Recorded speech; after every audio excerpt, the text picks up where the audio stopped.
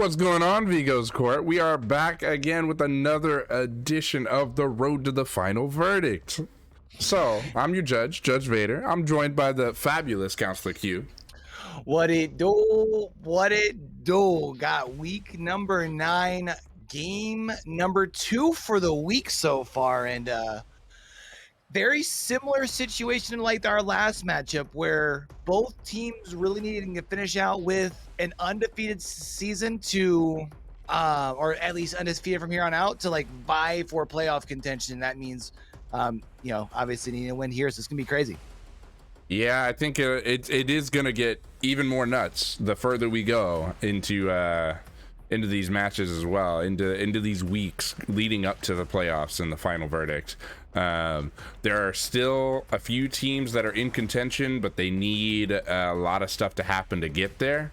So, and we're actually seeing those teams meet up right here at the end of the season. So, definitely super cool opportunity for teams to get in that may not have known or may not hold their own path in their hands, you know? Yeah, and the interesting thing here now at this point is, especially with the killer pools kind of winding down, S tiers kind of are starting to come out a little bit more, but we've also seen survivor teams being more well prepared for those S tier picks as well, right? Yeah, I mean, honestly, as the league has gone on, right? Like, we already were talking about how good of a survivor play we had, but how much like parity there was in the league, right? And in these last 2 weeks, we've seen certain teams really pull away and really start to like put the hammer down on some teams. We've seen some scores be a little bit more lopsided than we were used to, right? And I think that goes down to, I mean, they are preparing on that survivor side, and they're doing really well to just get the 4 outs, get the 3 outs, and just the teams are very well put together at this point. Yeah, I mean, especially because, I know they're in the middle of the season. We did have a couple of teams kind of step in, and, we're kind of, some of them were kind of like newly put together teams even too, right? And kind of had to find their way, or even some of the teams who started the season with us. This was kind of like their introduction to competitive DVD, right? So we're seeing teams really at this point, the chemistry really starting to come together, which I think shows heavier on the survivor side, since it's obviously for people, you know what I mean? Right. Yeah. And I think these survivors have always been prepared to go against whoever, right? Like we've talked about it since the beginning. I mean, the first highlight on this channel even, I think, was 6, when they went ahead and healed the Nancy when the Wraith was coming around, to then take a protection hit and everybody get out with a 4 out. We've seen crazy plays from the survivors since day one, and again, like you said, it's 4 people preparing, so it makes sense. But the killers, it seems like at this point, outside of maybe 2 or 3 of the killers, and they are on the top teams, it seems like the rest of the killers in the league really are struggling versus these survivor groups right now. Yeah, and I feel like struggling is, I understand on the point side makes sense, but I think I think the hardest thing is finding the way to put the best fight up, right? Because I feel like in comp, the biggest thing that you'll see is you've got to find a way to force a mistake, whether it's a killer forcing the survivors into mistakes or the survivors forcing the killers into mistakes. And I think what we've seen a lot is survivors, whether it be getting killers to engage in chases in areas of the map that they probably shouldn't, or things like that. But more recently, it just seems to be more of, you're playing things right, you just can't get them to play into anything wrong, right? Right, yeah. And I mean, you said it perfectly there, because most killer mains will tell you it's all on survivors making mistakes. If a survivor team makes no mistakes, there's nothing you can do. Like, it doesn't matter how good of a killer you are. If the survivor is not making mistakes, or if the team is not making mistakes, they get the gens done. They get at least 1 or 2 out, right? So definitely what we've seen is these survivors are making less and less mistakes, which is what you expect in any season, like for any league, right? When you get down to the end of the when you get down to the end of the season, you don't want to be seeing the same mistakes you saw in week 1. Right. Yeah, and man, you talk about mistakes, and it's going to be huge today because we're talking about playing on a map where mistakes are, I would say, really exaggerated because it's a very small map, right? You're right, and let's talk about that real quick because we are indeed going to the Dead Dog Saloon on the grave of Glenvale. And yeah, like you said, it is the smallest map in Dead by Daylight, and yeah, you really can get punished if you make a mistake, because unlike other maps where it might take the killer a little bit more time to get to your friends on those gens, this is a small map. Like, maybe if they have to cross to the other side of the shops, maybe, but man, it's a lot more tough. Yeah, and I think what's going to be interesting here looking at these two teams, and again, knowing that if you are looking to try and make a play to get into the, like, even just have a shot at the final verdict, you need to win out. And both of these teams here have actually taken a couple of L's in the last couple of weeks. So you're needing to kind of bounce back on top of that. We're on a small map. You are on a map where a lot of killers can shine. So here's the question that I have for you. With it being a smaller map, do you still maybe hold off on going for like the S tier picks? That way you can still use them later in the season. Or do you feel like, hey, there's 4 weeks left. I need to get 4 weeks of wins. I need to make sure I start off with a win in week number 9 here. Yeah, I think you bring the S tiers here, especially both of these teams have not made themselves known as like, don't bring an S tier against me, right? So I think this is a perfect opportunity to bring it out, right? We've seen time and time again, somebody brings an S tier against Demise or Arctic Wolves or Six, and that's all they practice against. So, like, you end up actually doing worse because you brought that choice out, right? Right. So I feel like, yeah, definitely these two teams, it's a perfect opportunity. I want to see some S tiers here. We do see all of the offerings we're supposed to see, though. So let's go ahead and review how our killers are scoring those valuable points. Of course, it is through those hooks, but as our point system is backloaded here, you got to get those kills. If you don't get those kills, you don't get the majority of those points. Progressions are worth 1 less to prevent camping there a little bit, but 7th and 8th progression are worth 1 point each if you do get those because you're a slug god. A 4K would be worth 2 additional points as well. The corresponding a entity kill would be a corresponding hook plus progressions, but a bleed out would be 0 points. We will see 30 points available to the killers. For more on these rules, type !rules in chat.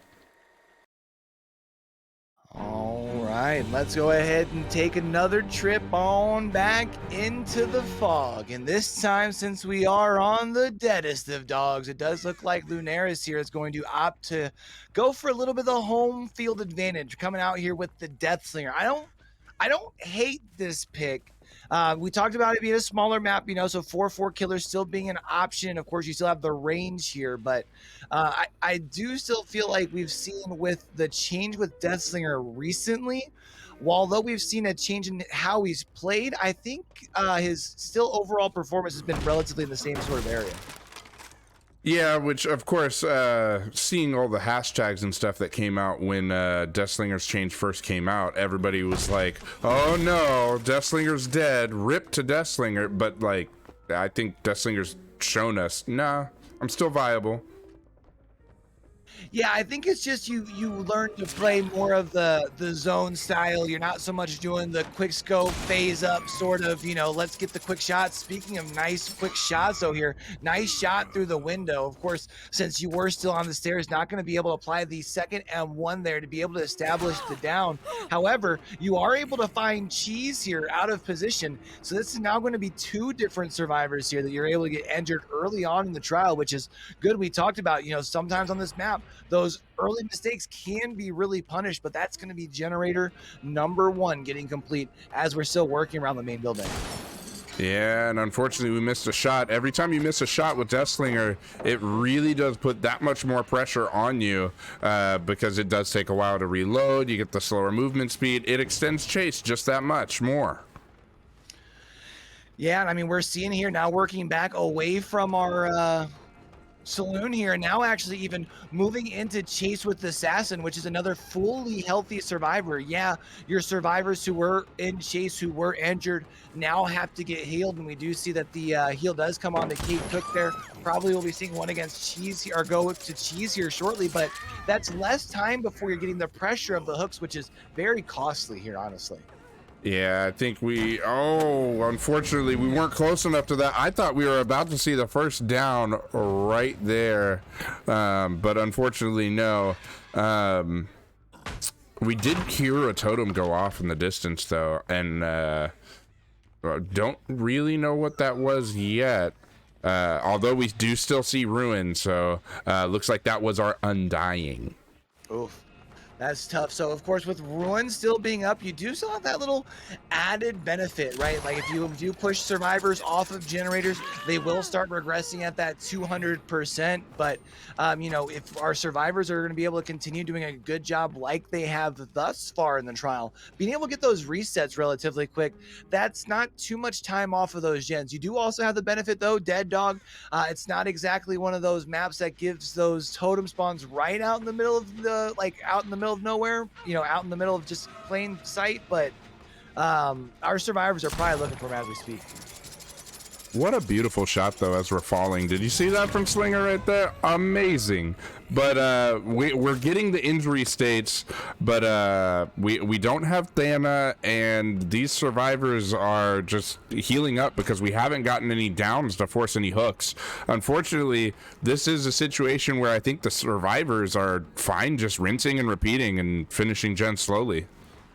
Yeah, and especially you had mentioned finishing the gen slowly. It's something that they can definitely start to focus on here. There's generator number 2, but also a little while back, we did have the ruin cleansed here. So even now when our survivors do let off of those gens, it will still require a kick to start actually regressing the gens themselves. So now you can be a little bit more patient. We do see now a complete reset all the way across the board. Everyone's fully healthy, and that's only the first hook for 2 gens complete. That's crazy. Yeah, I mean, honestly, that is pretty nuts. I think that our Slinger is going to have to get a lot more pressure here. We'll see how well that can work. But honestly, the Cape made a really good play there, going into kind of that forbidden room up in the top, that there's just one vault in and there's no doors or anything out unless they get broken by the killer. Forcing yourself to get downed in there forces him to break a door and then have to pick you up and walk you away. Gave them a few extra seconds, and I mean, there are 3 gens done now.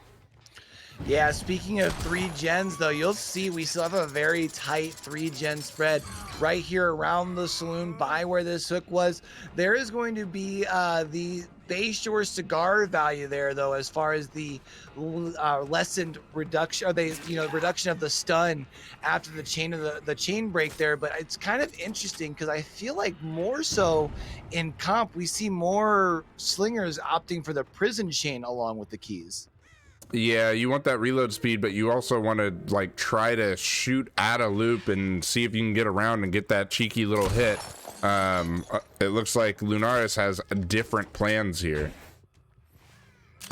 And now we are continuing to chase down our survivor. There is going to be another shot. That's going to be onto B Orange here. That will be another fresh hook here. The question that you can't help but wonder is how close are we to being seeing a 4th generator popping? It does look like we might have somebody. I thought we had somebody actually attacking that top mid gen, but actually it does not sound like there's any progress, or very minimal progress, I should say. But we do see the reset coming on to Kate Cook as well. And now that does look like a deliverance as well. Oh? It could be, but we also saw scratch marks. It could be renewal. Yeah, I saw the scratch marks there. Actually, we also see Assassin here kind of trying to hold, I don't know if this is holding the aggro or just making sure that you're able to keep a body between yourself and the ace. So we might be seeing that health state change for B Orange here shortly. Otherwise, it might have just been Assassin coming in to hold that aggro sense. Be Orange is indeed a deliverance save because it does, I believe we've passed that 15 seconds here at this point. We do still see the broken status. So I think that was indeed a deliverance. And I think that's actually Be Orange that we've happened to track down here on this portion of the map. Yeah, it is. This is unfortunate. This is not what you wanted to have happen. And this loop is the worst one to be running versus Deathslinger because of the height of those objects. The chain is actually right over the top of it. You're not actually getting very much progress on breaking it if he shoots you around it.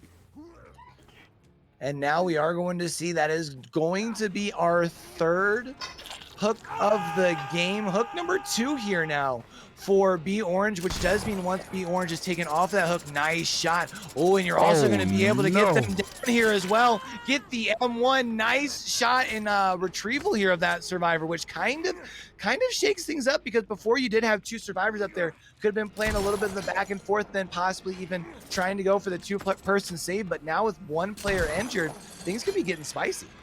I mean, yeah, and if Claudette's not careful, she could be a second injury there. Definitely a really good shot from Lunaris, and oh my goodness, that was beautiful. Yeah, especially going to be able to back up as you reel in the survivor. That way you're still here relatively close to the hook as we do see the unhook coming in. Oh, I thought you were going to be able to hit the ace. But we are going to see here now at this point with picking up Cheese. Oh, I thought we were going to get a flashlight. That's going to be now your 3rd fresh hook here. So honestly, a really strong start for our Deathslinger because typically we generally see Slinger only get, 2 to 3 hooks before moving into the end game, where here you have that additional hook and you have 1 survivor who is on death hook as well. I think it depends on who you see at Deathslinger, because we've seen several Deathslingers within this league, and I think 3 of which have actually 4K'd, 1 of which 4K'd at 5 gens. So I think it all depends on the Slinger player, but yeah, for sure. I think normally when you see a Deathslinger, you're thinking like, oh, a 2K is pretty good. If you can get 2 kills, 1 kill before the end game, like tunneling somebody out, and then maybe get 1 kill that you camp into the end game to get your 2nd kill, you're feeling pretty good. Yeah, we do see that we have, I think that is Be Orange that is back by the shack, which is kind of interesting, seeing him coming in here without an additional helper, because I would imagine we have someone in close to the area. If anyone is going to take the trade here, Be Orange is definitely the recommended survivor, as he is the survivor. Oh, no, actually, the survivor that would give you the least amount of stages. Of course, it is Death Hook, so Death Hook would be the one that gets you the most points. 1 shot in a dream, though. We do see the shot onto the ace, but we had kind of talked about, right? This is the 1 survivor that gives up the least amount of stages, so kind of worth the trade, really.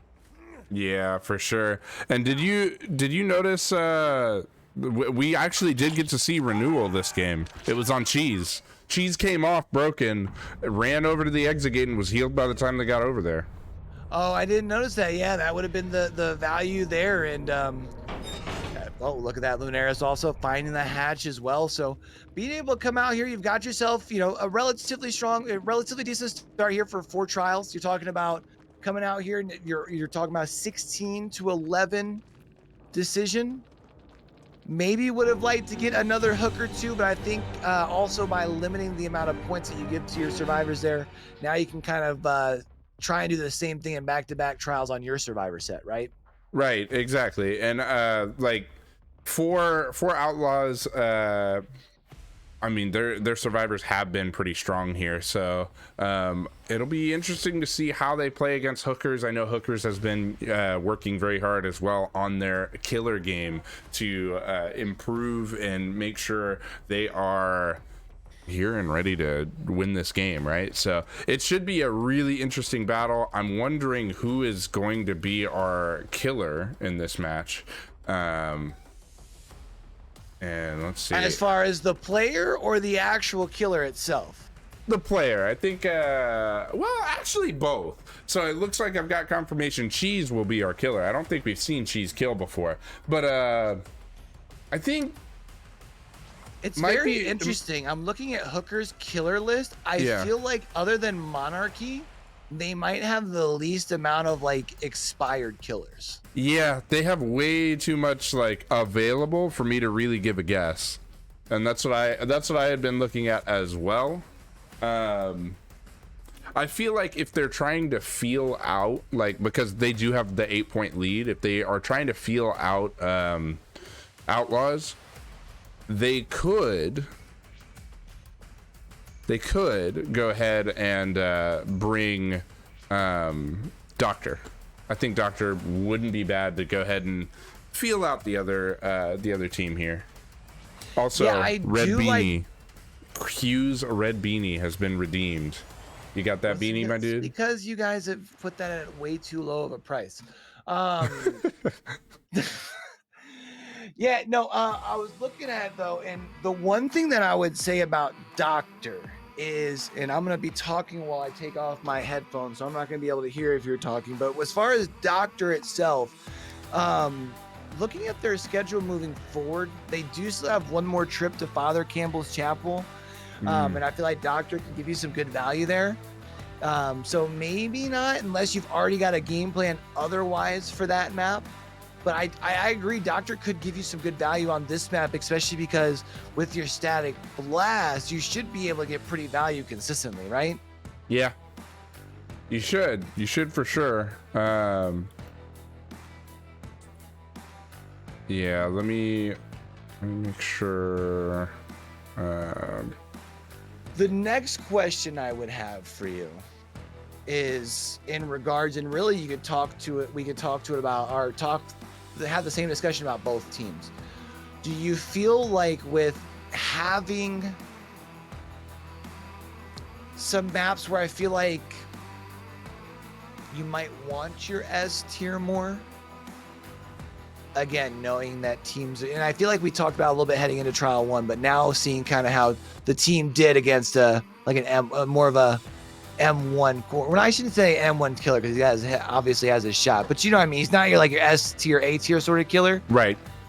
And you want to win out, but like, let's say you're talking about hookers, they still have to go to Father Campbell's Chapel, ARP. I mean, we're talking about some maps where killers like, I don't know, Blight kind of make more sense, right? Right.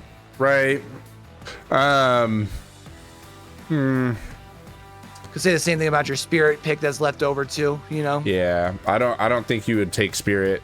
Well, Spirit is a really good pick here, but I don't know that you take Spirit here knowing what you have coming up. Right. Yeah, no, that makes it more interesting. Who are we gonna see? Definitely, I haven't seen Cheese play killer, so I don't know. I don't even have a basis to go, I know they like these killers. I mean, for all I know, we could see a Billy right here. I know you like seeing Billies. I'm a big fan of Billy, and if I'm not mistaken, one of our two teams... Oh, no. Yeah, whoa, no, if we were to see, if Outlaws does not use them at all, it would be consuming Hillbilly for the hookers, but I'm kind of trying to think, looking at the rest of their like schedule for the same reason as far as like the maps. And when we look at hookers, oh, now I have way too many tabs open. Here we go. The hookers still have 2 games at Ironworks and Misery, and then that's it. And I feel like as far as on their end, maybe Billy makes sense here because obviously it's like a smaller map. You add the hybrid, like you add more speed, you just add the extra pressure and compound down, right? Mm-hmm. Yeah, that's very fair. Also, if you haven't hydrated, my friend, hydrate. That is redeemed by Amy. I went ahead and hydrated while you were talking there because it was a perfect opportunity for me. But then we also got a high five nominated. So are you ready? It's been a while since I high fived you. Yeah, I know. It's funny. I feel like we started off in Vigos doing this a lot, and now we're like never on the desk together. It's weird. I know. It's crazy. It's like they want to keep the dream team apart. You know what I mean? Imagine. All right. So, yeah, I'll count it off. 1, 2, 3. High five, my brother. There we go. There we go. Let's go. High five pass. High five pass. So for sure, I think these teams will I expect Hookers to bring somebody interesting. I don't think that it's going to be an S tier here. I think you feel out how Outlaws is playing. Maybe bring, I don't know. Are there really any other maps you really want to bring Billy on? I don't think so. I think you could bring Billy here. Not that they have left, I don't think. Because Hookers has one bye week left.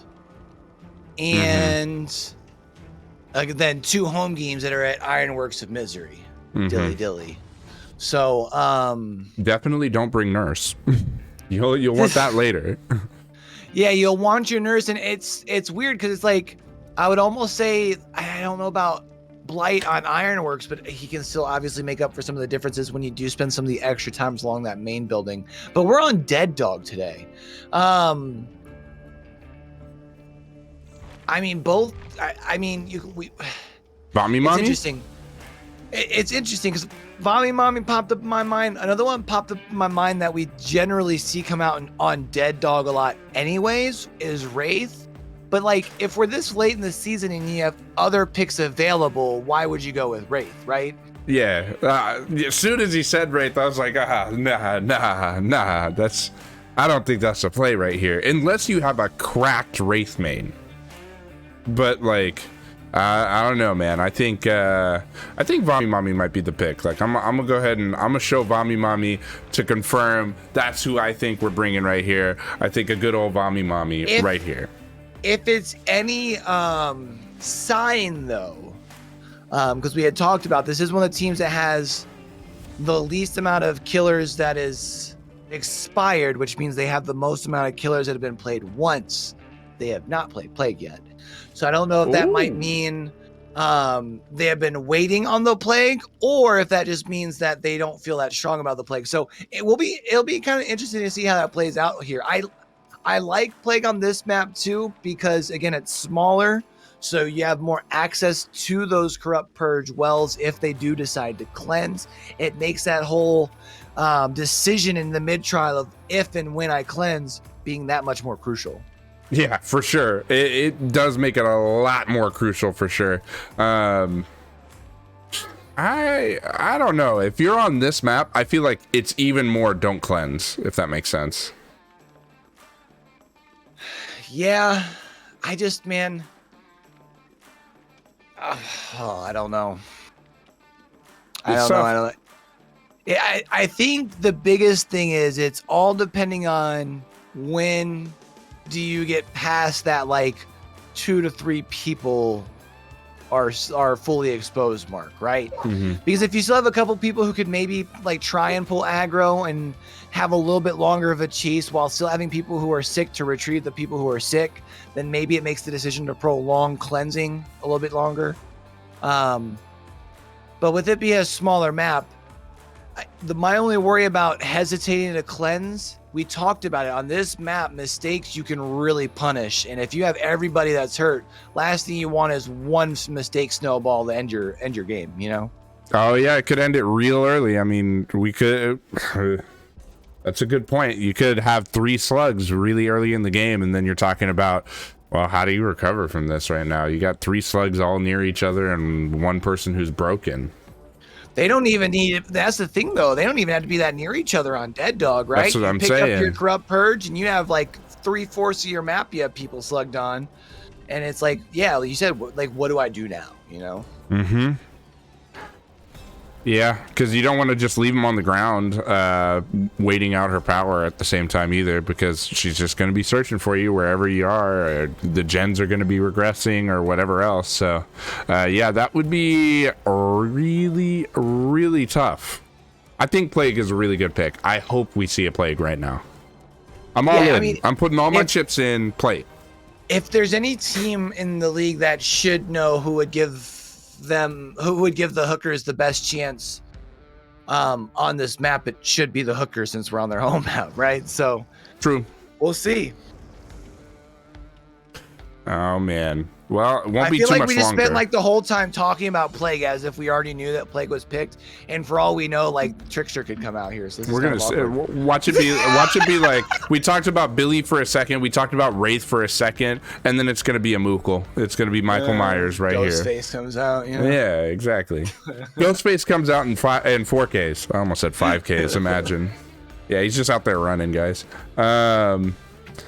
But yeah, we do see all of the offerings we are supposed to see. So let's go ahead and review how the survivors are scoring points. Survivors, of course, are scoring points via finishing those gens, but similar to how the killers need to get those kills, these survivors need to escape the trial because the big points come from the escapes. Not the first escape and second escape, those are pretty small there, but that third and fourth escape do combine for 10 points out of a 26 point available total. If you escape with 2 or more hook states remaining, you do get a bonus point as well. That's how we get to that 26 points. So for sure, this is where the survivors are wanting to catch back up, as Hookers has the early lead here. And I don't know, like it's interesting, right? Like, because you don't really want to panic just yet heading into trial number 2. Because really, like, this can kind of be like just this restart of your matchup if you come out and put up a similar result. But going to be interesting here. We definitely did not discuss the option of a demo puppy here, and I do like it because of course Demo Dog has the ability to kind of do that. It's not a traditional setup killer. You can kind of set up as you go into chase and kind of throughout the trial as well, and it gives you the ability to turn a small map and give you even more ability to traverse from one side to the other really quickly. Yeah, definitely. Demo is one of the really balanced killers, of course, within Dead by Daylight. And of course, we do see, you see that that eerie add-on there. We got the what is that? Lepros Lycan? Is that right? I mean, you're probably pronouncing it better than I would. Yes. Yeah, it's the funny words, Magic Man, the funny words. But for sure, we do get to see all of the survivors every time we go through a portal. So makes those in portals just that much more important. Just at least have one on the map you can teleport to. But we got a pretty early chase here. We saw that they were trying to play the bushes. Just not going to work against a aura reading Demo Dog. And then the other add-on that we are going to see is pretty typical whenever we do see the Demo Dog come out here in the competitive scene. That is going to be those barbed glasses, which is going to help decrease the pallet break cooldown time of the shred, which of course we do see most Demo Dogs opt to do. Kind of goes the same for those doors here as well. We are going to see generator number 1 getting complete. We're also going to see a down here relatively close to the middle of the map. No basement here. Oh no, there was a basement, but we're opting to not go for the basement and actually just going for a hook right smack dab in the middle of your map here. Yeah, if you remember with the Vigo's rule set, we do always get a basement in the Killer Shack. On this map, the Killer Shack is right there, that building right there. So honestly, that makes this map even more killer sided in my opinion, because basement's in the center of the map basically. Yeah, and I mean, I feel like the one thing that gets talked about a lot whenever we talk about Dead Dog is how the size of it helps the killer, but of course, that also means it helps the survivors, right? In the sense that they're always a little bit closer to be able to come in for the save, but that means that they can also put in the couple extra seconds of objective work, right? That also means that like you're not too far from being able to come in, or to be able to come in and take those body blocks and things like that too. So the size and kind of the setup of the map does kind of work in the favor of both, in the sense as long as you can use it to your advantage. Yeah, and Demo going ahead and proxying here, trying to drive to second. I don't know that that's gonna net you the points you want, as it's going to make it so instead of maybe being able to get another hook there, you will have the progression, which is only worth 1 point. Luckily, they didn't give up the gen there, though. I thought they were going to have to give up the gen in order to camp, but they did well enough to not give that up. Yeah, now here we are going to see the borrowed time hit here on to Nia. That borrowed time timer had to have been really, really close to expiring there. But now, of course, that does mean Cheese doesn't have to worry about anything as far as following up and continuing on this tunnel out here, especially seeing as OTF TTV Vigo's court here is on death hook after being progressed into that second stage. The only thing that could be helping them here is if they are the decisive strike player. No D, though, which does mean this is now a 3v1. Yeah, 3v1 at 3 gens. That's exactly what any killer man will tell you. The perfect scenario would be as soon as they get down to 3 gens, you have somebody dead. So 100%, we are where we need to be right now. Just got to go get the rest of those hook states now. Yeah, and it's kind of interesting, too, because you do see as Cheese is looking around, we do still have a pretty decent, I would say, like 3-gen-ish setup here on this, like, water tower side of the map. That you can still kind of keep together. We are going to see the shred here onto Legum to be able to get the first health state change. Also should help as far as being able to move towards this TNL little mini portion of the map. Now I'm going to be able to just get the simple M1 and getting the down here as well. Our survivor, though, did do a good job of kind of moving away from the generator that was getting repaired. Not sure if it buys them enough time to complete that gen, though. I don't think it does, and well, I was wrong. That generator gets completed. That was it was a different one, but yeah. But we do see, though, the one that we were talking about was the one that got covered up by the deadlock there, which is interesting because I know there are some people who aren't true believers in deadlock yet. You know, I'm definitely not. I am not one of them. Especially, we are starting to see other leagues allow for pain resonance, and definitely I've seen greater value out of pain resonance come than deadlock. And I think, honestly, as soon as that comes into like Vigos and elsewhere, like I think that's going to replace deadlock in the meta. Even though like deadlock is a fairly, I mean, it's almost just as new as pain resonance. Yeah, I mean, I think it's definitely good to see whenever a company continues to implement new content that it still happens to be like meta shifting, right? So it's nice to see that at least on the killer side. I mean, I guess you could say that on the same thing on the survivor side as far as public matches, because of course, you know, boons, bro. But we are going to see a fresh hook here now onto Shep here, and I mean, really, Cheese spreading this pressure. Only needing one more fresh hook, and I mean, just really got to be feeling good about where you're sitting right now. I think you're feeling good, but you're not ecstatic yet, right? Like this is still a position where they can recover from this. As we see another gen finishing there, you're even more reminded of that. We do have a swing and a miss as well, so this is where you may start feeling more pressure if Shep can get away or hold chase for a while and they finish that other gen up on top of main building. We'll see how good you're feeling, but of course, if you're the survivors also, you might be counting perks and trying to guess what's left out there. Yeah, what's interesting is I feel like earlier on in the trial, Cheese was getting some pretty good value from your add-ons, from traversing the upside down and getting those aura readings, because you get those for 3 seconds whenever you traverse the upside down. I feel like even though we've kind of been in some decent chases, I feel like maybe we're missing that little bit of extra map information to feel safe in taking these last chases, because it feels like right now Cheese really does not want to leave this gen, right? And I feel like part of that might be because it's been a while since you've been able to gather information, so you don't really know where the rest of the team is.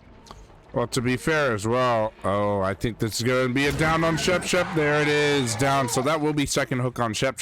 But I think the other thing really is that these survivors are doing very well in chase, as well as they are showing themselves instead of allowing a portal to happen. And then it seems like Demo is compelled to chase as soon as Demo sees somebody. Why go through a portal when you can see them right in front of you? Well, by doing that, you've actually protected your other survivor friends from Demo knowing where they are.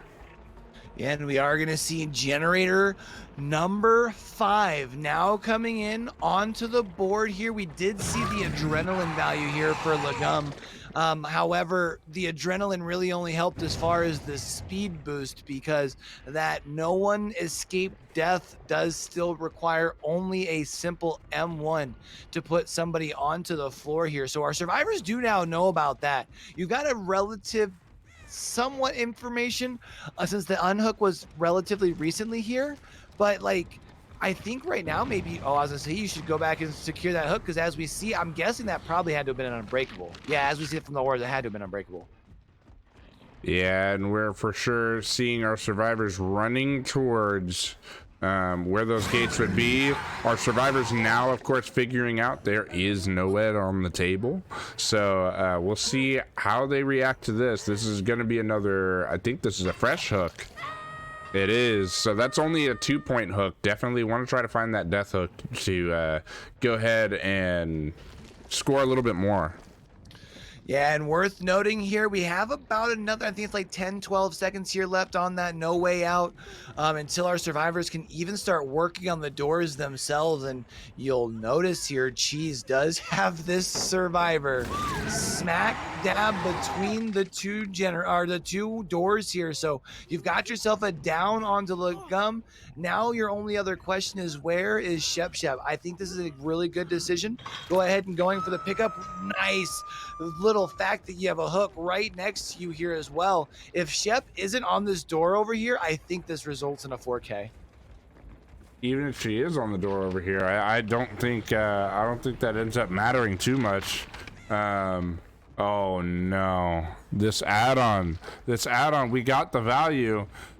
Shep knows it too. Shep is running for her life, but I don't know that she gets away from this. Yeah, and I don't know if there's enough time to even try and kind of buy a little time to get to the shack. As far as for your hatch here, we do see that little potion just recently went into second stage, so they can, purposefully miss 2 skill checks. But I don't think that there's enough time to even have been able to try and force a hatch play here. So Cheese coming out here on the deadest of dogs with the demo puppy, wrapping up the 4K here. That was really impressive. Wait a minute. Would you say that these survivors are dead on dead dog with the demo dog?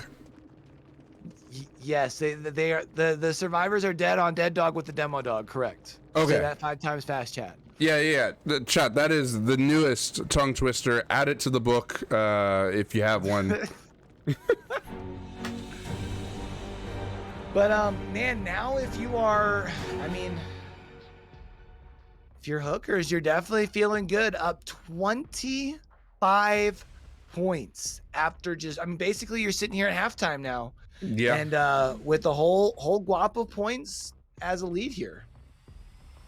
For sure. Like, you have gone from like having a little bit of a lead to now you have more than double the points of your opponent and you're feeling better. Now, I think that goes ahead and tells us we're not going to see any S tiers today for sure.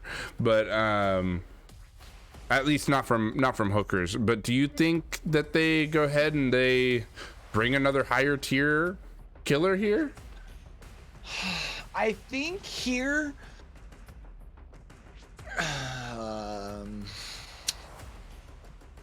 I don't know. Again, we're talking about a team that has a lot of killer uses left on their plate, and we're talking about a team that also as far as hookers goes still has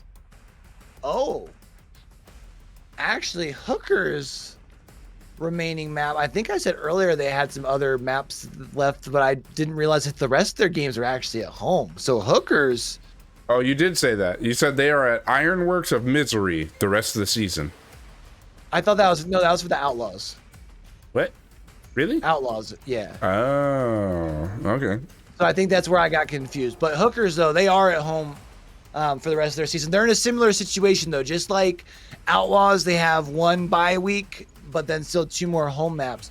So with that being the case, I still think you save your S tiers, but you know, I think that really puts everything else up on the table. I think, well, you figure you got 3 weeks left. I think if you're hookers, you probably save your Huntress still to pair up with one of your other S tiers for one of those weeks. And whatever you think your other strongest non-S tier is to pair up with the, I guess that would be the nurse. Oh, they still also have a blight technically if they wanted to do a blight nurse or a blight spirit or nurse spirit sort of combo too. So I mean, they still have a lot on the table, but I think with a 25-point lead, I think you dial it back just a little bit. You know what I mean? Yeah, I would have to agree. Like, I don't think you're gonna bring any high tier that you may end up missing later in this game. So for sure, we'll see how Outlaws responds, if they can bring it back here, and then see who Outlaws brings on the killer end, because right now they're looking to catch up for sure. If they want to stay in it and stay in the playoff race here, they really need to catch up. I know, right? Playoffs. You heard me. Playoffs. But yeah, it's gonna be tough. Exactly, it's gonna be tough. Unfortunately, you've dug yourself in a hole here, and you got to dig yourself out or climb out. I guess if you're in a hole, you probably don't want to keep digging. No, probably not. Man, I mean, I think this is the thing to remember if you are Outlaws of the Fog. Is you can make up a 25-point differential in 2 trials because you just dug yourself into a 25-point differential in 2 trials. So it's doable. You just have to, like, it all starts, like, this next trial, you need to come out and put your best foot forward. That way, you at least give your killer, like, a manageable win condition in trial 4, right? Yeah.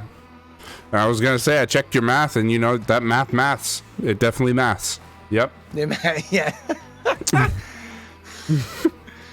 Scored 25. You're 25 points down after 2, so in the next 2 you can catch up for sure. Yep. Yeah.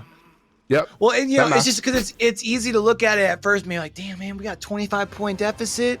But like, yeah, but like, you also just got into a 25-point deficit in 2 trials, so it's doable. Now you just need to cool, calm, and collect. You know. I feel like I'm looking at it totally different. I'm going, man, you're down by 25. If you get a perfect game right here, as survivors, just 4 out right here. I mean, you could take 4 hook states, 4 out right here. You only down by what, 3? Yeah. I mean, I think the big thing is you just have to make what's been interesting is I feel like every chase we saw from Outlaws there in that last round was just a chase with any individual player. I don't think we saw any body blocks coming in. We also didn't see enough gens pop. Well, I mean, they ended up getting them all done at the end, right? Yeah, but I mean, like, when they were in chase, I mean, the first chase, I mean, I want to say that Vigo's Court had chase there for, it felt like 2 minutes, like first 2 minutes of the match. Court loop for 2 minutes. Let's be honest. Hey, somebody go back and clip that. Somebody go back and clip that. Give credit where credit's due, right? I think the first hook, though, I think you're right, did come in right around the end of Corrupt, and I think we had only got 1 gen out of it. So the question is, what are we doing with our time there, right? Well, and I want to say that the gen didn't even happen until like after the hook. Like the hook, I thought happened at 5 gens, and then the gen. Right. You only got 1 hook. Out of it completely. Exactly. I don't think that should have happened if you're all the way through Corrupt and holding chase like the entire time of Corrupt. Like, yeah, I don't know that we were on the gens the way we needed to. And then there were a couple times we saw survivors doubling up on gens, but then those gens didn't get finished. They got pushed off of them. On a map as small as this, I don't think you can double up on gens. No, and I think And I don't know if maybe might have the party issue on that longer gen in the beginning was maybe since it kind of took over the chase did go through a decent amount of the map because it took some time. Maybe it just happened to push people off of those gens. But yeah, I definitely think we probably could have seen a little bit more efficiency from them there. And that's probably something they're discussing right now is like, hey, what do we got to do to be more efficient on gen while also extending our chases where we can, right? Because there's got to be some give and take on both sides. Yeah, and I mean, we talked about having chases with every individual and stuff. I felt like the chases lasted long enough to get all 5 gens done, and obviously they did. We got all 5 gens done, but I feel like the chases lasted long enough to warrant getting many people out, right? And it didn't happen that way, unfortunately, right? So I think they'll recollect themselves and come out and play a lot better here in this match. Yeah, I think the first couple minutes here is definitely going to be very crucial. And it's interesting because I feel like in both of our first 2 trials, we didn't see any teams really start to panic as far as due to a lack of resources, which I feel like on this map often happens. So I'm gonna be interested to see if, maybe we see resources going a little bit quicker this time to see if maybe, again, buy yourself a couple extra seconds here and there. Maybe that allows you to get those gens done a little bit faster. Who knows? To be fair, though, they were doing a really smart job of taking loops and chaining loops, right? Like every loop they were taking had a vault, not a pallet, but a vault. And I mean, if you are conserving pallets by not even running to the pallets, I mean, good on you, right? Like you have no worries there from that point. And that's where I felt like those chases were really good. They decided to take them to good places. I just felt like the gens just weren't getting done fast enough. For sure, though, let's talk about builds here. For Vigo's Court, you can have yellow items and add-ons. You can only have one of each perk, with the exception of BT. You can have multiple BTs, and by multiple, I only mean 2. We do have several banned perks for balancing purposes, such as Built to Last, Prove Thyself, Starstruck, Haunted Ground, Lethal Pursuer, Boons, all of them, and Clairvoyance. And the killer uses are also limited to twice a season. That's so we don't see Nurse every week. Survivors are limited to 1 character per team, so you won't see 4 Dwights in 1 locker. That is so that if you are trying to count those hook states, you can actually accurately do so. You're not going to see 2 Dwights in the same costume, or 2 Nias, or 2 Megs. Imagine. It would be so much harder as killer. Can't tunnel anybody out because they're all wearing the same thing. School uniform. And so, I mean, again, I'm going to be interested to see. And it's funny. This was one of the picks that had kind of popped into my head because I believe we have actually seen, I think it was B Orange who had put up a rather impressive performance on this map here with the Freddy. So we are going to see the Nightmare coming out. We are going to see an early breaking of some of these breakable doors here in the middle of the map, although it does actually look like we found a survivor here relatively fast. Now going to be working more back towards the actual water towers itself. That is going to be the Jane here, Legum, that we are going to see if we can maybe kind of try and zone out over on this portion of the map, trying to go for a little bit of mind game, not able to force the vault, but able to at least force the zone. That way Legum isn't able to build too much distance here. Yeah, Gum does have light though, so Gum does get enough distance to get to this pallet, but I mean, this is that's an unsafe pallet. I don't care what killer you're playing against. And now we are going to see, unfortunately, Legum is going to take the hit while also dropping a pallet here, and B Orange is going to be able to stay right on their trail here. Not going to be able to get the Pocos through the window, though, which does now allow Legum to build some extra time. And it's almost like they were listening to us. Look at that. We see someone moving in to take a protection hit. That is Shep there. However, Shep doesn't even need to take the hit. And we see that you're able to get the vault. You're able to get past the pools. And even a second time as well. Really good teamwork by our survivors to be able to buy just enough time while not taking any hits. Yeah, and I've got to say, like, Gum and Shep are the dynamic duo. As I swift with them, they always know exactly where to be in order to make sure the body block works or both avoid the hit. And it's just uncanny. They've spent so many hours playing the game together. They've got that chemistry that it's just that's tough to play against this killer. We are going to see there as we do get hook number 1. There is no corrupt intervention left on the map, but you are going to see that there is a generator covered. That is going to be that deadlock into play. That is also the gen that we had pushed a survivor off of just before we got the pickup. We know there's quite a bit of progress on that gen there. I believe a 4th piston pretty well far progressed on there, so not too much time needed, but that's really the only survivor that you have any sort of awareness on. Unfortunately, Vigo's Court getting caught out of position here, probably trying to see if maybe you can sneak in for a save, but with the health state change, will probably require now an additional survivor to have to come in for the save. Yeah, which pulls survivors away from the gens. So you know that you probably, oh man, a reset came in. So only one person was on gen, or actually none of them could have been, because Shep was in chase here.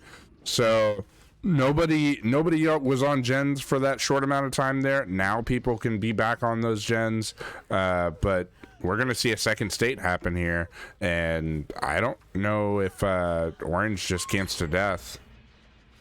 Yeah, and this is tough here, right? I feel like with at that point having 2 separate people over on this side of the map and still allowing a progression, like I understand, yeah, you take away the point by allowing the progression versus taking them off the hook just for them to go back on the ground. But I feel like we saw in that first chase that our survivor does have some ability in loop and probably would have been able to buy you some additional time. But we do see the unhook. We do see the teleport used here as well by Freddy to be able to come back towards this portion of the map, able to get the M1 onto Shep as well. Now with the firecracker not going to be able to build the distance and really able to get a very quick down. Yeah, we're seeing Gum trying to avoid being tunneled out here, but of course we are just gonna chase Gum down, try to make him drop the pallet here. Oh, Freddy lunch! You know, with Freddy Stretch Armstrong, you know, I was thinking that might actually have gotten Pocos, but not this time. I'm actually satisfied that his arms aren't too stretchy. Yeah, but we are going to see here Bjorn going back, picking up the slug, and we are going to recycle this hook here in the far back corner, which does require survivors to now need to make the move to come over here, pulling them further away from the objective. You talked about kind of in that last trial, how it seemed like there was a lot of time spent with minimal gens getting done. Only 2 gens done thus far. Orange doing a very good job staying on top of the pressure. We had mentioned as far as with the last being able to get the early entrance state, causing more people to have to move over to come in for the save. And at this point, if I had to guess, our survivors, I was going to say no, that they're going to have to take some coordination, but there's Shep. Looks like probably a deliverance save, being able to make some distance here. Should be able to make it to this next pallet, but I'm not sure if they're going to be able to make it much further. But this pallet's already down, so there's not much to play around with. Yeah, it's very true, and we do see the down coming right back in. I actually, I think that was Delhi Sprint Burst, because that was a large amount of distance right off the bat there.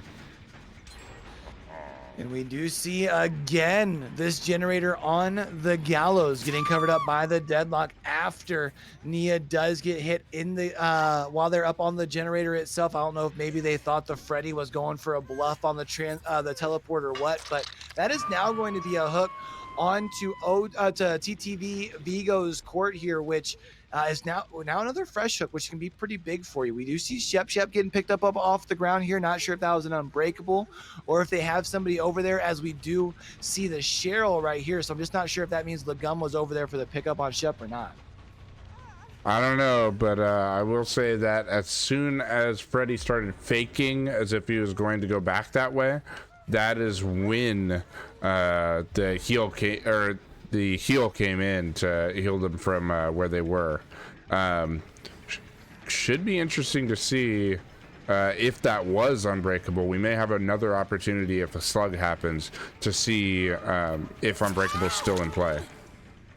We are going to see the save here. It does look like actually the hit ended up coming in to the unhooked survivor too early, so it wasn't even on the survivor coming in for the save. So that means a survivor elsewhere throughout the trial still fully healthy, which can give you some extra time later. We did see the borrowed time hit coming on Nia. Not sure if they make the vault. No, unfortunately not going to have the time here. And that's generator number 4. So it's interesting. All 4 gen pops have actually ended up resulting in the same generator getting covered up by that deadlock there.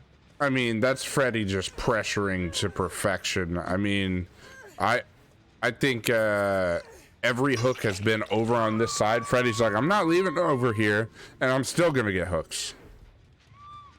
Yeah, I mean, I think most of the hooks have either been on the hook that they currently have or the one in the corner. I don't even know if they've used any other hooks on the map currently. So definitely being very efficient, putting people back up on the hooks. Even, we've noticed a couple of times, haven't even had to take the time to break pallets because we're just constantly in chase and constantly applying that pressure and changing those health states as we have Shep moving in for the save. This time is going to take the M1. Kind of interesting to see B Orange not go for the immediate tunnel out onto the TTD Vigo scored, especially since I think you had tunnel him on for the first one, so you can probably assume no DS. But this is now going to be hook number 2 onto Shep, which now means 3 separate survivors are all on death hook as we see generator number 5 getting complete. Yeah, and I just want to go ahead and make note of something. There's no haste effect, right? Oh. We did bring that perk though, right? You see what I see. There was they definitely were very efficient on that NOED and broke it. So you don't even have to worry about it here at the end. Maybe might have been as far as the little bit of extra time was just making sure they cleansed the totems, which almost makes me wonder if maybe that was the delay last game too. If because I don't remember if there was a NOED. NOED was used. NOED was used to get the 4K. Time. Yeah, that's right. So honestly, there were 3 survivors alive before they figured out NOED was in play. So yeah, I think that's lesson learned. They were like, you know what, demo definitely made use of that NOED. We need to make sure that's not here in round 2. Which is going to be really big here now at this point, because we do see the No Way Out has now expired off of those doors. So survivors are going to be able to start pressuring them. We do see a second light on this door right here. We see a third light as well. We see Shep moving in for the body block as well as shining a light there. Yeah, that's going to be the door now getting open. That's 1. That's 2. The only question is, where is your last survivor? Are they on your other door? And there it is, the 3 out here by our Outlaws, able to kind of, do what you want to do on the survivor side, which is reel things in there. But still looking at a very, very steep lead, or a very steep deficit heading into trial number 4. I will note the smart thing by Orange, though, to go ahead and get multiple survivors onto Death Hook, because they didn't get any bonus points for that. Right, you only had the 1 fresh hook. Exactly. So you did very well to still limit the amount of points they could earn. Yeah, definitely a very solid, honestly, performance all the way around. And it's interesting because I know Freddy is still kind of, I think, I feel like underrated, just in the sense that a lot of people feel like his nerf kind of ended him, where kind of like a lot of killers, you just kind of changed your approach a little bit, right? Right. Yeah, and it's not even that large of a change, right? Right. I honestly think Wraith's nerf back around the same time seemed like it was going to be less effective, but we see how drastic of an effect that actually had on Wraith's performance in comp. So it's kind of interesting to see everybody being over here like, oh, rip Slinger, and instead it was kind of really rip Wraith, you know what I mean? Well, I mean, to be fair, I think Wraith Can you kill something that's already dead? Yeah. I mean, now Slinger I was at start to least like feel kind of like viable, right? right now you got me feeling like it's like a Overwatch Mercy situation though, like, you know, like where you've already nerfed her into the ground and then you're like, yeah, you know, she's like just lying there, go ahead and kill her further, she's not dead yet. Yeah. And just in case we had any one tricks that really figured out how to flex this one. No, yeah, I mean, we've seen a couple good Wraith performances even this season in Vigos, right? But yeah, I don't. Here's the question that I have for you here. If you're Outlaws of the Fog, 21 point deficit heading into trial number 4. Who is your killer? Who's your killer to bring to at least keep the dream alive? If you have an S tier, I think you have to bring it. If you have Nurse, you have to bring it.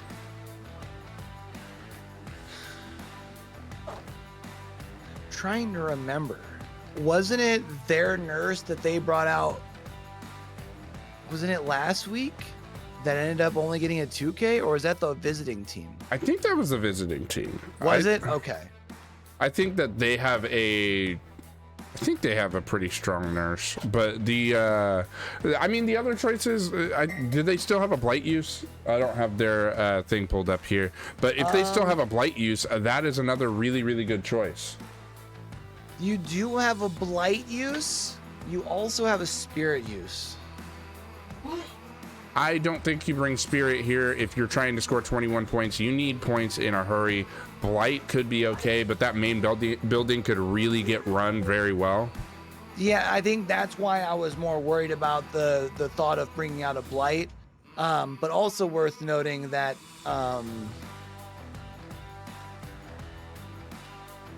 Outlaws is one of the few teams in the league this year that has not played Spirit at all. So again, kind of like I had talked about the Plague earlier, I don't know if that says something about their feelings towards the Spirit, or if they were maybe just trying to save the Spirit for a time where she could be very valuable, because here could be a very valuable pick, especially since you still have 2 uses of her left. I feel like Spirit is in a situation where if you did not have a Spirit main that was already really good with Spirit and has figured out how to manipulate Spirit's phasing sound, then you do not bring Spirit. Like, it raised the skill ceiling enough that a lot of people that were like, yeah, Spirit's not my main, but I can play Spirit, now are like, yeah, I wouldn't touch Spirit now. Right. I think the other thing too is, especially since she has counterplay, Spirit is one of those where it's not so much how good your killer is that separates the best from the rest, but the best teams definitely don't struggle against the Spirit as much as like your newer teams do, because now that she has the counterplay to her, although yeah, she's still moving at like Mach 7 speed and it's not as big as some people make it out to be. As good as some of these survivors are, it's still counterplay nonetheless, and it makes it so you can kind of take advantage of that. The most minute change a lot of times results in them making a play. Like I don't know if everybody's like me, but I know the best survivors like tend to have really good headsets, just like the best killers do, right?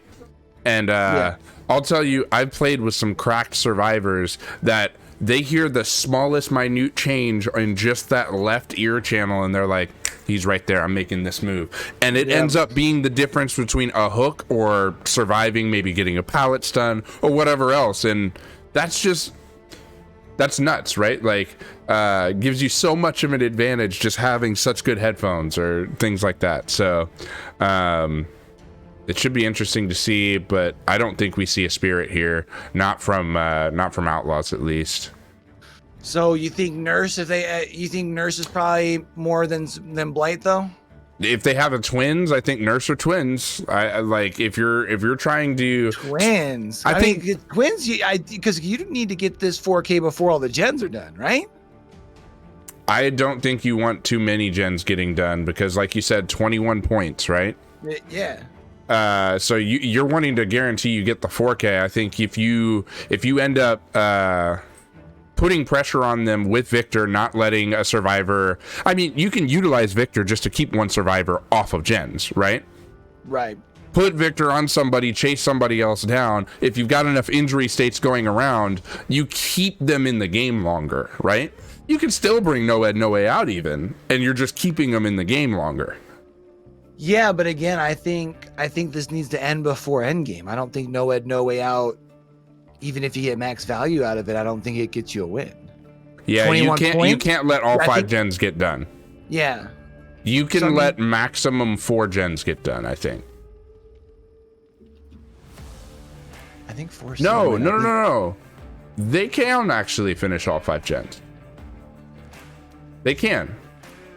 Because if they finish all 5 gens, that's only 9 points. Isn't it? Let's see. First and second gen are 1 point. Third gen, 2 points. So we're up to 4. Fourth gen, 2 points. So now we're at 6. And then it's 3 points for the last gen. Yeah, that's 9 points.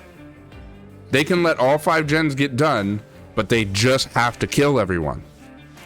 And that would be a tie then, because that would be 28-9. Correct. No, that would be 30. If that's the 4K. Is that right? As long as it's a 12 hook.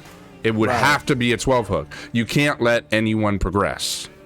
Now, if you start having progressions, I think you can have a couple progressions, but it's only like 2. Because 30, because right now we're going into this with a 21-point difference. Mm-hmm. Oh, no. If you let all 5 gens get done, it has to be a perfect 12 hook game. Yeah, exactly. You're right. Exactly. But that's a tie. That's a tie. That sends us to sudden death. Yeah. We'll see what happens. But I think you got to go for the kill before the gens get done. If you do that, I think if you're wanting to win this trial, you don't rely on like a No Ed, No Way Out combo. I think you come in with something where you're expecting to get need one maybe elimination end game. And I don't know if that's a Ruin Undying combo or what that looks like, or if that's like a Thanana Pop something. I don't know. No, I got you right here. You ready? You bring Ruin, you bring Pop, you bring Deadlock. And I'm just kidding. I'm kidding. Just straight. I mean, Ruin Undying Pop, or not Ruin Undying, Ruin Pop, Corrupt. Thana Corrupt could do you wonders if you could spread pressure quick. Yeah, it depends on what killer you bring in. But oh shoot. I was actually in the survivor spot. You trying to run this round or what? Hell no. But yeah, Cup of JoJo is going to be our killer. And I just looked in the chat. It's JoJo's birthday today. It is. I heard that. So happy birthday to JoJo. And we'll see how this trial goes with you on killer, my friend. What a better way to celebrate your birthday than clutching the fuck up in trial number 4, right? Man, let me tell you, like, whoa, that's like a Remember the Titans type thing. Like, I just came in on my birthday and I just wrecked shit. That's what I did. Like, I came in, I won the whole game for us. Like everybody loved me. They lifted me up virtually. But we do see all the offerings we were supposed to see. Let's review those penalty rules real quick. So for sure, what we don't want to see is penalties, especially right here. Could be very detrimental to either side. But any penalty would cause a match to possibly be restarted or played out. If you do have 2 of the same survivor, a banned perk, item, or add-on, it is -5 points with the possible restart. If you bring us to the wrong map, it's an auto restart, but -5 points still. If you harass the ref, bring players not on the roster, that would be -10 points per offense and no restart. If you use an exhausted killer, that is also -10 points, no restart, or an auto restart. So if you want to know more about these rules, use !rules in the chat.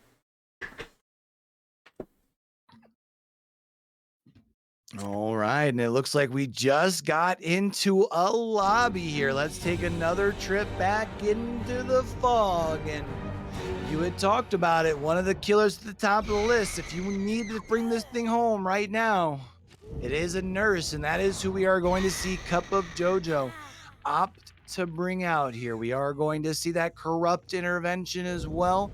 We are going to see Ruin Undying and a mystery perk here. The question is, how quickly can you find yourself into a chase? And then the question I have for you, Vader, knowing how much pressure is on here, I was going to say, would you try and wait out the corrupt? But we do see you've already been able to find yourself a chase. Yeah, finding a survivor already. I don't think you can wait out corrupt anymore. Look how fast that chase was. This is a really good early pressure. We of course see the benefit of that undying. Looks like we're cleansing dolls actually. That's kind of an interesting move. We're not on the gens, but instead we see a survivor cleansing a doll. Are they thinking that we're going to see Noed here? Yeah, I don't know. I mean, maybe you are worried about the Noed. I mean, obviously we saw last round how much value the survivors for Outlaws were able to get by having Noed cleansed before heading into the endgame trial. So maybe it's, again, a lesson learned and you decide to flip it around. But it is interesting because, of course, now if our survivors were paying attention to the right side of the screen, they have been notified at least as far as the Undying at this point, which does kind of further my question of why would you think someone would bring in Ruin Undying and Noed? I feel like you're just expecting someone to bring in a lot at that point because we kind of talked about right now you kind of want to add this thing before the end game trial as well. Mm-hmm.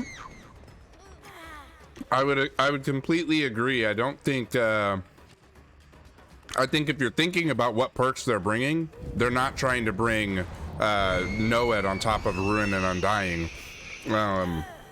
And of course, knowing that that would be their final perk because you've seen Corrupt, right? So still waiting to see what that last perk is. We do see Undying getting cleansed, but Cheese is going down here. Cheese wasn't the person down first, was it? No, Assassin was our first down. So that is actually now going to be our second fresh hook, which is going to be, of course, important. We had talked about you are going to want to try and spread the pressure so you don't have progressions because you do need pretty well like a perfect 12 hook game here. So off to a good start. Got 2 hooks. Still have a Ruin in play. No gens pop. So, definitely feeling good. Yeah, I agree. You're feeling really good right now. If you're Joe on Nurse here, your chases have been exactly what you needed to see. We're going towards the gen that is most progressed here, at least by sound. So again, a good call. That is that's really good awareness to know where the survivors have to be. And this is going to be tough because now with that Ruin still in play, that does mean the team will need to rotate around. We do see only Kate happen to be leaving the basement here. We do see Cheese going into the locker. The question is, do you have the decisive strike? I think Cup of Jojo at first was thinking, I don't want to. But at this point, if you got it, let me see it. No decisive strike, though. That is going to be hook number 2 on it. She's 3 hooks all together before we've seen the first gen pop. This is insane. Yeah, and I think honestly, having seen Joe look away and then go back to that locker, I think the consideration was how many gens are left? Oh, all 5? I'll eat DS right here if it's DS. Yeah, especially you figure you're in the back of the basement too. Like, why not, right? Because even if with your blinking on a nurse, you can probably still get them before they even get out of the basement. I think that decision's a very easy one to make. We do see here, though, checking up on the gallows. No, not too much progress. Makes it an easy decision to be able to blink now into the basement. Check over there. Nothing there as well. Also worth noting, we still have the Ruin in play, which does mean as our survivors feel the need to get off of those gens and position themselves for the saves, that means any progress on those gens just instantly starts regressing. Yeah, really good call. Unfortunately, this is another down versus a nurse. Main building is not safe, man. And this is going to be tough because you'll be able to rotate this survivor to your middle hook and be able to immediately blink down. You can assume that Cheese does not have the DS unless they were trying to bait by having you miss the first one. Here's going to be the blink through the pallet. Going to be able to get the borrowed time hit, which does buy you some precious time. It does look like Cup of JoJo is going to do a quick once around. Try and see if you have anybody coming in for the save there. Looks like we have a sound notification for another fast vault over the shack pallet here as well. So our survivors definitely feeling the pressure, but also doing a good job of trying to counter back that pressure a little bit as we do see generator number 2 getting complete.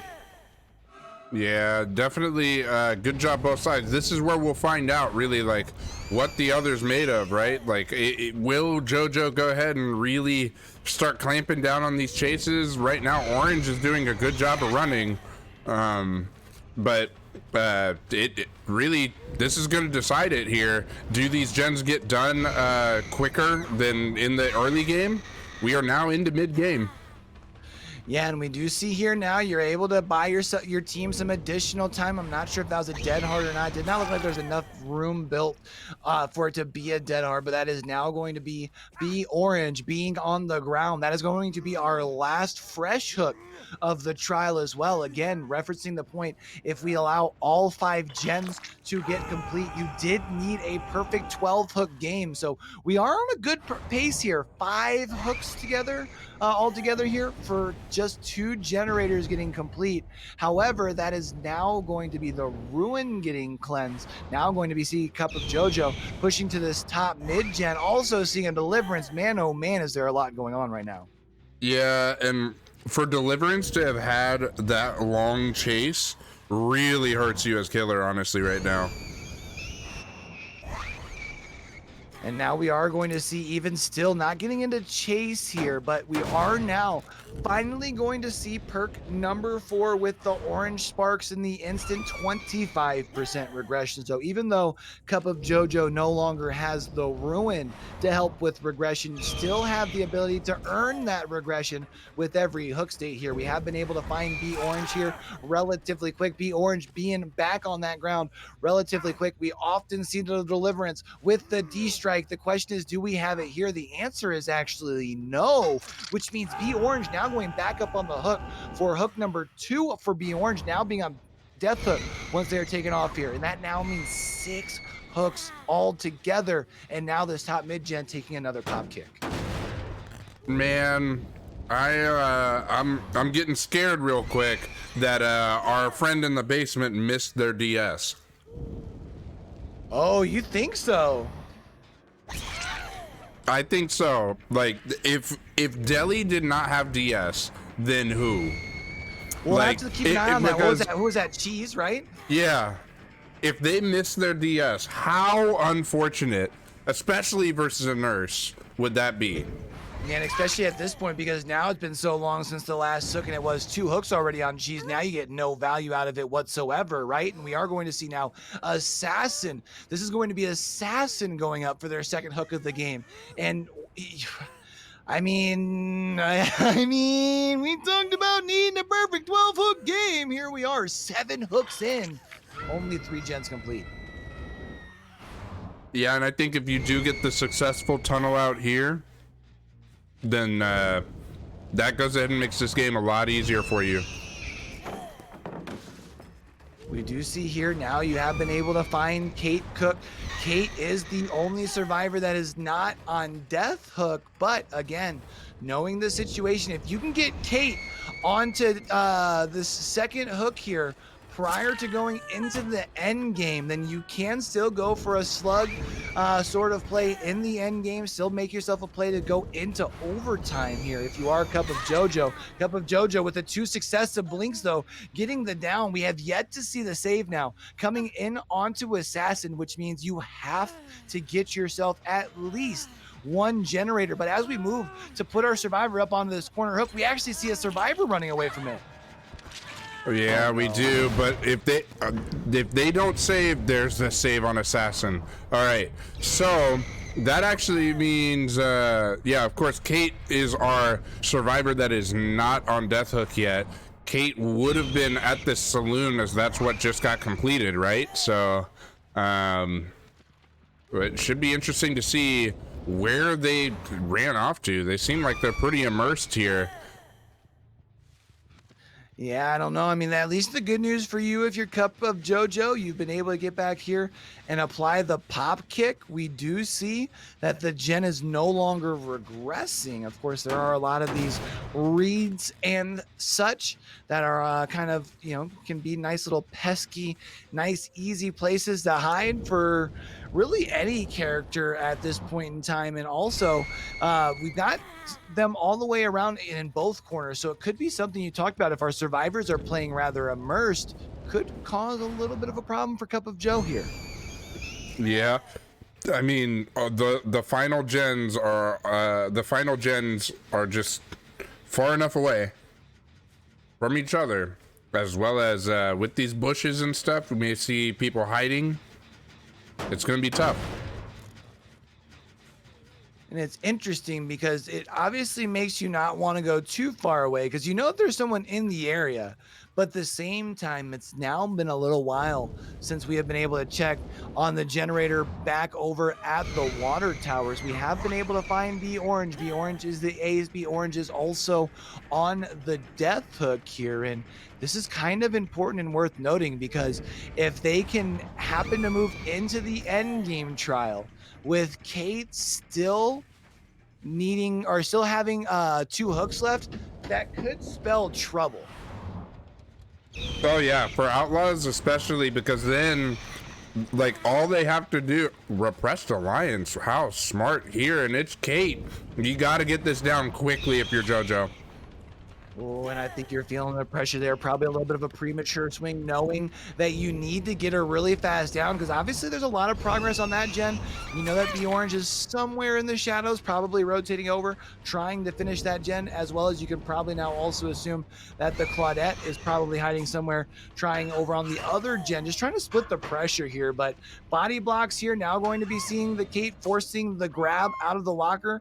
Of course, that does mean that Cup of JoJo can't simply go for the slug, would have to go for the drop animation and everything. And now moving into the end game, and since we have been able to expose all of the perks, worth noting that we have very, very spread doors, and Cup of JoJo, even though having a very impressive game, still going to need to work some magic here in the end game if you want to pull it home. Oh yeah, you can't let a single person escape. But if Kate gets unhooked here, you actually have a chance. I mean, I feel like your survivors probably know that, or at least probably 50-50 your doors, right? Yeah. I mean, honestly, yep, there it is. There's going to be the one escape, and that's it. It's clenched right there. That's tough. And I feel like this is kind of something that we've brought up. It's a point that's definitely gotten brought up a lot throughout the season of Vigo's Court in our league here, right? Because sometimes you see teams, I've seen teams hesitate, or I shouldn't say hesitate, but press like the panic button because you go down earlier and you're like, oh man, I need to bring out an S tier here to try and make the comeback. And I'm not saying that that was like the deal here. They might have already been planning to come in with the nurse. But then you have Cup of Joe, a very good match there. I mean, 10 hooks, 2 Ks? Feel good about that. Oh, feel very good about that. 9 days out of the week, right? Or 6.5 days out of the week. But 9 days. Unfortunately here, yeah, I was gonna say 9 times out of 10, and then I went to the week thing. Don't ask questions. All right. But yeah, it's just like you would take that almost any other day. It's just unfortunately here, if this game goes into the end game like it did, you needed a perfect 12-foot game, and that's hard to do. Yeah, it's extremely tough to do. So for sure, amazing game, and oh my gosh, that's nuts. I will say that Cup of JoJo is new to comp, and so seeing that type of performance from JoJo here, we may have some stuff to watch in the future. And I mean, Outlaws of the Fog putting up a good fight. I mean, to literally bringing it down to, it's 9 points, And I feel like when you talk about a map like Dead Dog over the course of 4 trials, I mean, 9 points isn't much, right? Yeah, no, it's not. No, it's not indeed. Definitely going down early in those 2 matches gave you a really steep hill to climb, but you almost got there if you're Outlaws of the Fog. So that's amazing to see. And so that does mean here now at this point that Hooker's season isn't over with the win. You're still being able to make a push potentially into the, you know, make a push for the final verdict, but kind of similar like we saw when in the game yesterday, you know, you still need a little bit of a help to make your way into the playoffs. You need to win out plus get a little help. Yep. It'll be tough. And with that loss, what's it do for Outlaws here? That knocks them out, doesn't it? I would say so, only because I think, I'm trying to remember now, I believe it was Death Wish over Hex Girls yesterday. And I believe Death Wish is now in a similar situation to where Hookers is. Like, you need to win out, and then you need some help. So with those 2 teams being in the same situation, fighting for the last playoff spot, unfortunately, I think in the game yesterday with Hex Girls and today with Outlaws, I think that puts them on the outside looking in, even if they go perfect from here on out. Yeah, I would agree. I did also just see that somebody has redeemed a channel point redemption. I'm not allowed to say that magical word that starts with I that kind of sounds like definitely.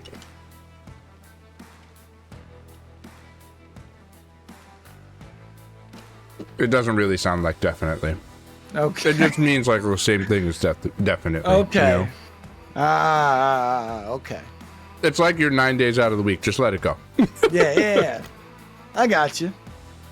But yeah. So we should see somebody in the interrogation room here shortly. And while we're getting ready to load up, though, in case we have anybody in here that is wondering where to catch the rest of week 9, I believe we have 4 games tomorrow. Is that right? That is correct. Yeah, it's going to be a very full day. I'll be at the desk all day with you guys tomorrow.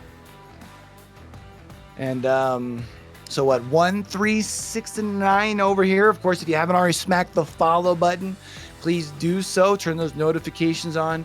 And, you know, just a friendly reminder here, of course, any sort of subs and things like that kind of help go for like prize pool and stuff like that over here for future events. As we also have some other fun stuff kind of cooking in the works and for some fun announcements here in the upcoming weeks. You're not lying for sure. A little bit of teasers. You know? Yeah. We've got a lot of exciting things we're working on at Vigo's Court right now. So yeah, for sure, guys. Stay posted. Make sure you're following all of the socials as well. And hey, help out our YouTube game here a little bit. You know, that YouTube algorithm, you gotta like, comment, follow, all of it, or subscribe. Like, comment, and subscribe. All 3 of them, really, to help us with that algorithm. So, you know, like, help yourselves out too if you're on a team. If you go ahead and you like, you comment, you subscribe, you're making your team's VOD, your game, show up on more people's feed, and maybe you get more fans to your own team. So, 100%, I recommend it. And worth noting, if you can try and wait until you have time to sit down and watch the video, or at least allow the video to play, because the play time also helps with that. So although you might feel like you're helping out by simply opening up the video and clicking a like on it, but if you only watch it for 3 seconds, you know, it's still helping. But if you can let that bad boy play, you know, then you're really helping, is what I'm saying. You know what I'm saying? Yeah. I mean, like, if you're working and stuff and you just want to just pull up some Vigos in the background, you know, I wouldn't be mad. You can mute the tab and stuff, or white noise in the background for beds, you know. Exactly. You just want to listen to me and Q as you fall asleep and just I feel like we probably crossed the line here at this point. Yeah, we probably did. But you know, nobody's here to check us, so I was just going to continue. No, I'm just kidding. But we do have Kate in here in the interrogation room. Welcome in. How are you? I'm doing good. Our whole team's fighting COVID right now, so it was Ugh. kind of picking straws who had to come in here. You and I think a whole bunch of people seemed to have gotten it for Christmas and for the entry into 2022. So hopefully you guys are on the bounce back and feeling good soon. Thank you, thank you. Yeah, Santa wasn't nice to us when it came to COVID. Yeah, who asked for that? Whose Christmas list was that on? Because I wanted none of that. All right, but yeah, I'll take Cole over COVID. 100%. I can't say that Ugh. I envy y'all, other than the fact that Santa just seems to have brought it to you guys a year late, because he definitely brought it to our household last year for Christmas. So Yeah, we were gonna send cheese, but yeah. his throat's really bad. Ooh, yeah, that makes sense. I mean, I didn't have COVID, but a couple weeks ago, like Q can probably tell you, they were all trying to make me say Batman lines because True. it was bad. It was real bad. Where are they? Yeah, that's kind of how Cheese is getting too. He's sounding rough. I was like, all right, I'll take one for the team.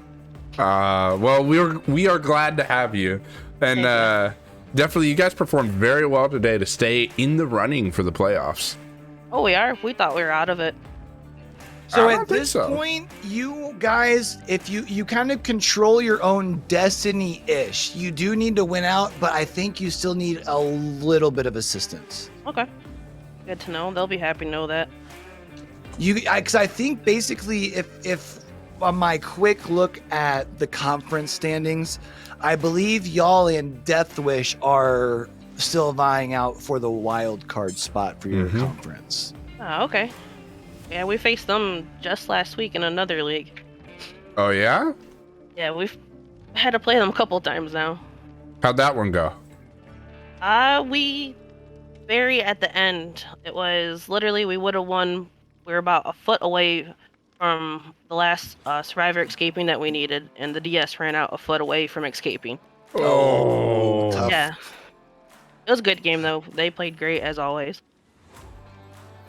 dang, that's crazy. That's Yeah, it hurt a little, but damn proud of this team because, you know, we're new. We're only 2-month-old team. Right. We're giving our all. I remember having a conversation with you about that. You know, like I want to say around week 2, right?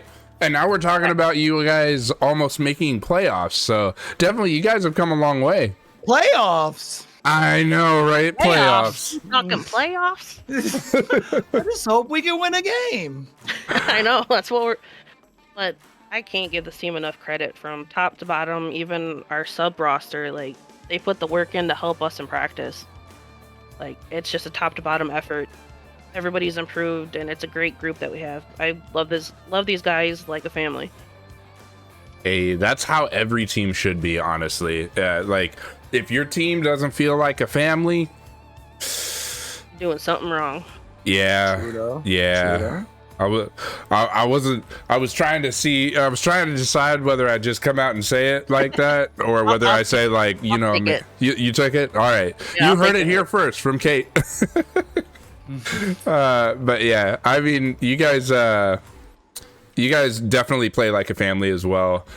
Even there at the end, like it seemed like you guys had a lot of pressure coming from JoJo in that last match, but did you guys know the win condition? Did you know you just needed one person to get out?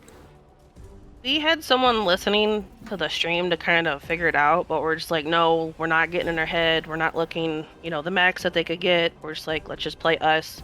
We're confident in us. Kind of had a feeling it was going to be Nurse, but going against Teej, our nurse main on our team, like going against him all the time, we felt confident going against any nurse. He's just a god nurse. You guys know how he is, but Oh huge yeah. props to JoJo. That was intense and tough and very good.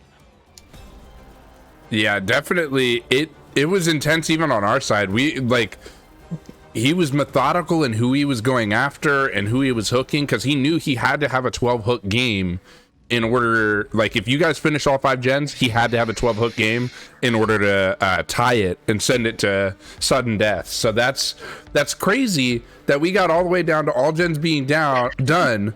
If you had gotten unhooked, the opportunity was still there for him to do it. Yeah, as soon as I got hooked, it was no, do not come get me, get out now. we're not taking any chances. Let's just secure the win and live to see another day. That was a great call. Great call.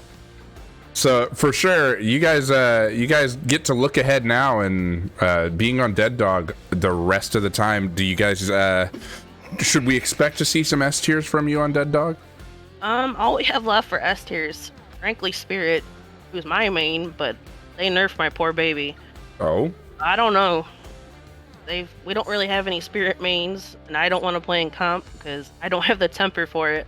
So we may be looking to our bag of tricks, try to find somebody. That's why I'm on the desk. Yep. This is why I say captain, so someone else can play. Yeah, definitely understand. But I think I'd be excited to see whoever you guys are bringing to the table, and it'll be fun watching you guys. If you guys get to the playoffs as well, would be really good for you guys, as well as would be pretty feel good for me, knowing that kind of like you guys were considering leaving Vigos like in week 2 or 3 because you didn't feel like you guys were really cut out for it at that time based upon performance at that point.